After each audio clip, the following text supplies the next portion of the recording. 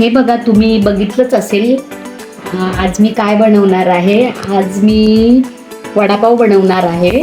तर वडापावसाठी आपल्याला लागणार आहेत हे बटाटे. मी ते बॉईल करून घेतलेले आहेत आणि नंतर छान अशी हिरवी मिरची घेतलेली आहे. नंतर ही लसूण आणि हे आलं.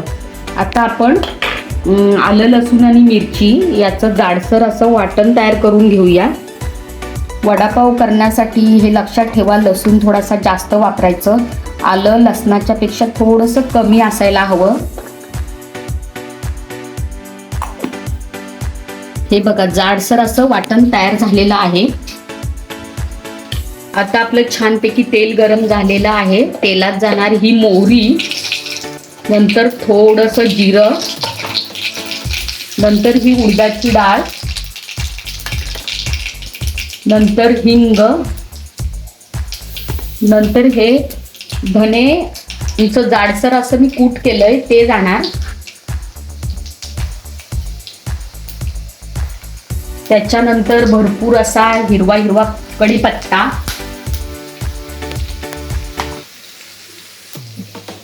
त्याच्यानंतर ही मी जी आलं लसूण आणि मिरचीची पेस्ट केली आहे ती टाकते.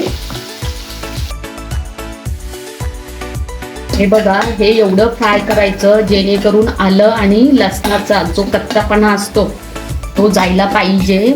तोपर्यंत छानपैकी असं फ्राय करून घ्यायचं. हळद टाकली आहे. हळद पण अशी या वाटणामध्ये छानपैकी अशी फ्राय करून घ्यायची. आता ह्याच वाटणामध्ये मीठ टाकायचं. मीठ वरून टाकायचं नाही, कारण का या वाटणामध्ये जर काही तुम्ही मीठ टाकलं तर ते बटाट्यांना सगळं लागलं जाईल. आता त्याच्यामध्ये जे आपण बटाटे घेतलेत ते असे जस्ट फोडायचे. हे बघा, याप्रमाणे असे फोडून कुस्करून घ्यायचे.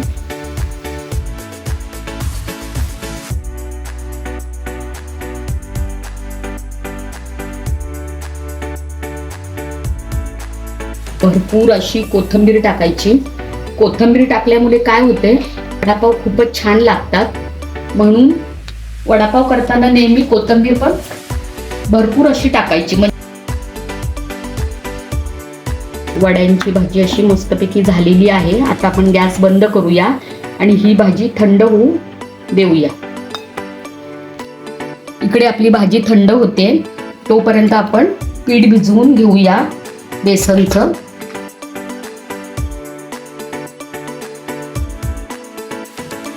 थोडीशी अशी किंचित अशी हळद, मीठ, थोडीशी अशी कोथिंबीर आणि वडापावचं वरचा जो बेस असतो तो थोडासा असा कडक होण्यासाठी, म्हणजे थोडासा असा कुरकुरीत होण्यासाठी मी थोडासा असं तांदळाच्या पिठाचा वापर करत आहे. त्याच्यासाठी मी फक्त 2 चमचे असं तांदळाचं पीठ घेतलेलं आहे. आपल्याला जेवढं लागेल तेवढं पाणी टाकून हे पीठ असं छानपैकी भिजवून घ्यायचं.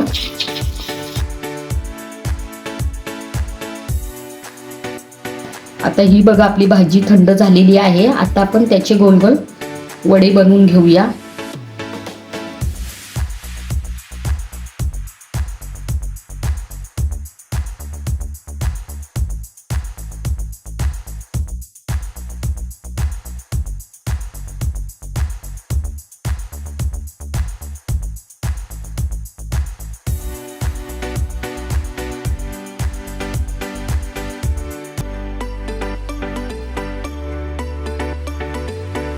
हे बघा, अशा पद्धतीने आपले वडे मस्तपैकी असे बनून झालेले आहेत.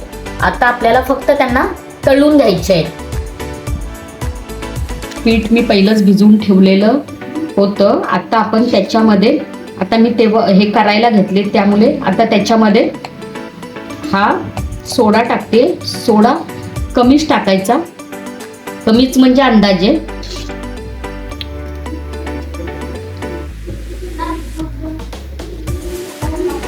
हे बघा, असं छानपैकी फेटून घेतलेलं आहे.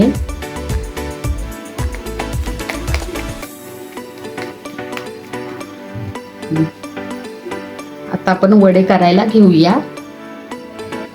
हे वडे असे घेऊया, या पिठामध्ये टाकूया. हे बघा, मी 3-4 असे टाकून घेतले, 4-5. तर त्यांना छानपैकी असे घोळवून पिठामध्ये आपण एक वडा असा छानपैकी तळून घेऊया. हे बघा,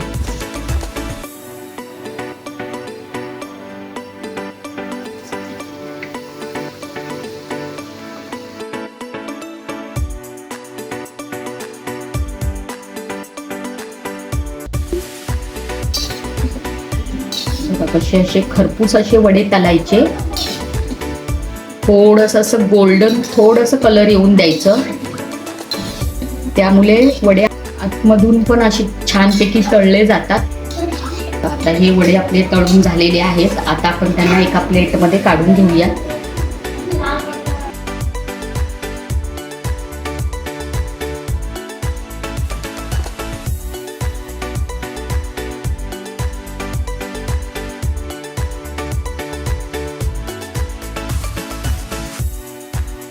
आपले वडापावचे वडे कसे रेडी झालेले आहेत. तुम्ही एकदा कधीतरी बेक करा, म्हणजे संडे विंडेला, आणि मस्तपैकी छोटीशी वडापावची पार्टी एन्जॉय करा. खूपच छान होतात आणि तांदळाचं थोडंसं पीठ टाकल्यामुळे ते कुरकुरीत पण होतात. त्यामुळे वडापाव नक्की करा तुम्ही.